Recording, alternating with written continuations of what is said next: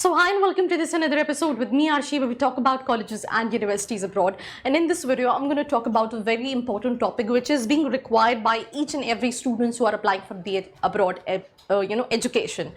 The basic topic what I'm going to discuss in this episode, that how tips for strong scholarship application. I think India में जितने भी students अपना course कर रहे हैं, अगर आप उनसे जाके एक बार पूछोगे that are you really willing to go for your abroad education, they all will say yes, right. क्योंकि सबके माइंड में एक बार थॉट तो आता है, बट बहुत सारे स्टूडेंट्स पैरामीटर्स की वजह से और कई सारे स्टूडेंट्स कहीं ना कहीं बजट की वजह से अपना अब्रॉड एजुकेशन नहीं कर पाते हैं.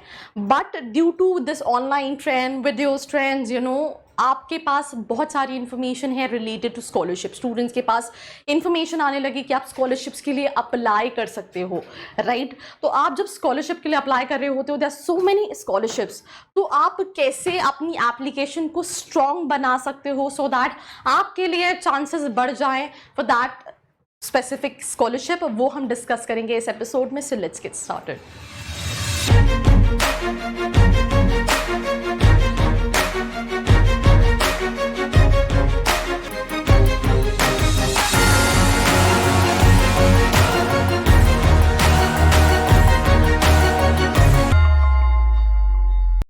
So we'll start with the overview of this specific topic, that is her scholarship जो है उनकी खुद की separate application होती है और कुछ separate requirement होती है, कुछ need based scholarship होती है, कुछ academic based scholarship होती है.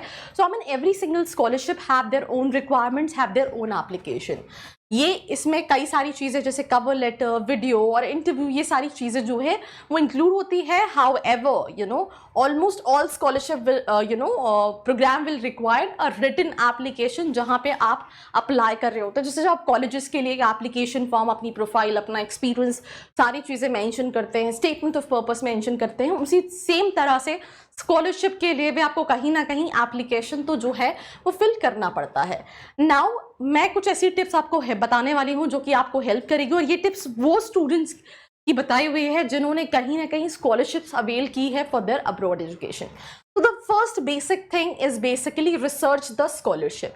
आपने स्कॉलरशिप देखी, आपने अप्लाई कर दिया, दैट्स इट, राइट. बट मुझे ऐसा लगता है कि जब आप स्टार्ट कर रहे हो उससे पहले research the scholarship you are applying, including eligibility, selection criteria, relevant fields of study. जैसे फॉर एग्जांपल मैंने कई सारी वीडियोस बनाई है स्कॉलरशिप पे, जहाँ हम देखते हैं कुछ स्कॉलरशिप जो है वो सिर्फ मास्टर कोर्सेज के लिए होती है, कुछ रिसर्च कोर्सेज के लिए होती है, कुछ अंडर ग्रेड में कुछ स्पेसिफिक कोर्सेज के लिए होती हैं.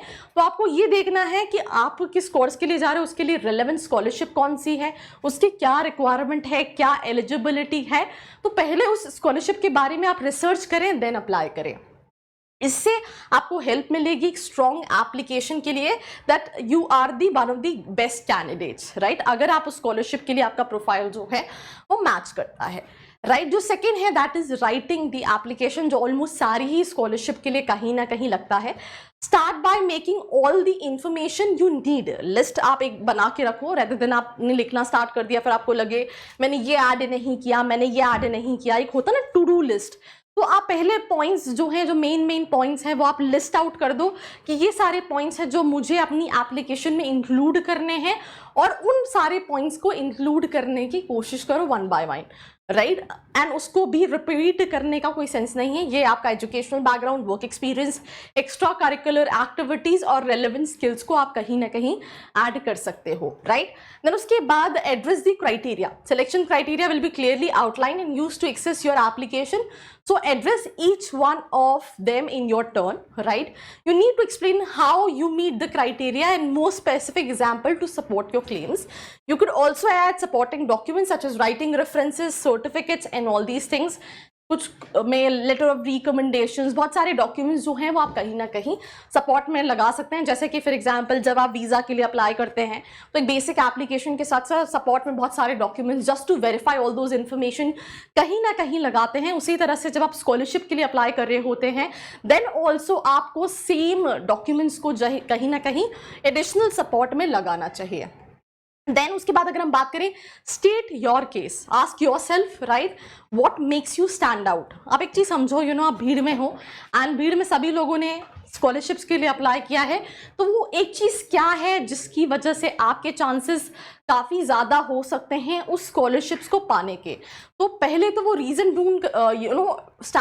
ढूंढो एंड उसको स्पेसिफिक करो। If you can write give examples of your leadership skills, achievements, service to the community and how you drive to success. तो ये सारी चीज़ें जो हैं वो अपनी एप्लीकेशंस में क्लियरली जो है वो स्पेसिफाई कर सकते हो। जो थर्ड है, write a great cover letter. ठीक है, तो सिंपल सी चीज़ है, your cover letter is your chance to make a great first impression is the last impression. And introduce yourself, start by introducing, explaining why you are interested in the scholarship. Also, craft a compelling, personal statement, personality, values, goals, motivation for applying for the scholarship. क्यों आप abroad education के लिए जा रहे हैं, be very specific अपनी qualification, how the scholarship will help you achieve your goals, relevant skills, awards, experiences, ideal candidate आप कैसे हैं उस स्कॉलरशिप के लिए। आपको इन शॉर्ट कहीं ना कहीं ये इलाबोरेट करना है। Keep it relevant, when you highlight your strengths and achievements, keep them relevant to the theme of the scholarship, of the selection criteria.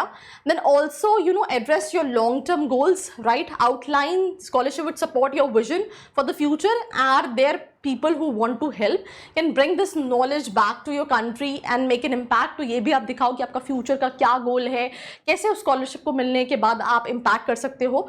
तो ये सारी चीज़ें भी आप कहीं ना कहीं इलाबरेट कर सकते हैं। Fourth, proof read your application, properly सारी चीज़ें पढ़ो, ग्रामर की कहीं गलती नहीं होनी चाहिए, स्पेलिंग की नहीं होनी चाहिए, ऐसा नहीं आपने कुछ चीज़ें बार बार रिपीट की हों, right?